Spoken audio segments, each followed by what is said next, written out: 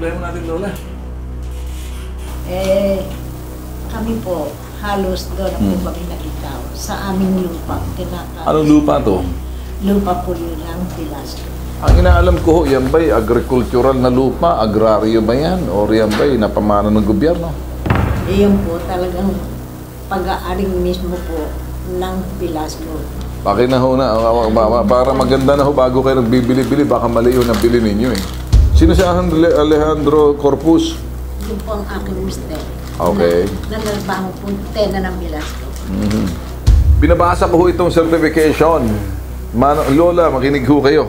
Sabi ng ganoon, ng Department of Agrarian Reform, si James Arthur Dubungco, wala silang record na si Alejandro Corpus ay rehistradong naninirahan doon sa lupa ng sinasabing ng holding at kasabay nito walang records na siya ay magsasaka na nakatanggap ng sinasabing disturbance compensation. Kaya hindi sila issue ng certification. Kaya hindi inisyuhan kasi hindi kilala. Wala sa listahan si Alejandro Corpus. Sino si Alejandro Corpus? Iyan po, mister. Ay, may problema tayo. Wala.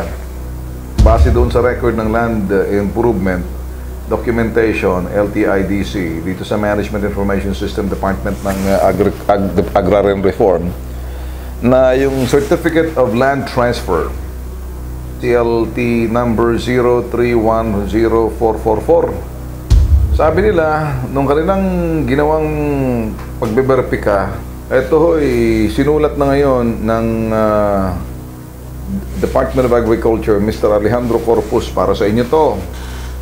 Hindi ho kayo kinikilala. Oo. Nawala ho kayo sa listahan ho nila.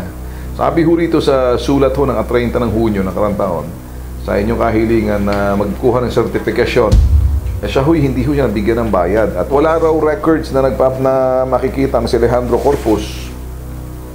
Okay? Nakarehistro. So mawalang galang lang po. Kung kayo'y pumupunta rito at gusto niyo magkaroon ng karapatan sa lupa, alaho kayong karapatan, wala hong pangalan ninyo, hindi nakarehistro, hindi kinikilala ni Amor Velasco. Si Amor Velasco ang siyang may-ari niyan. Siyang nabiyayaan, siyang nakarehistro. Saka mali na ho ba? Yun ho ang istorya niyan. Maraming salamat po. Maraming kami nalaman. Mali na ho ba, Lola? Po, maraming O, salamat. sige ho, Lola. Relax na.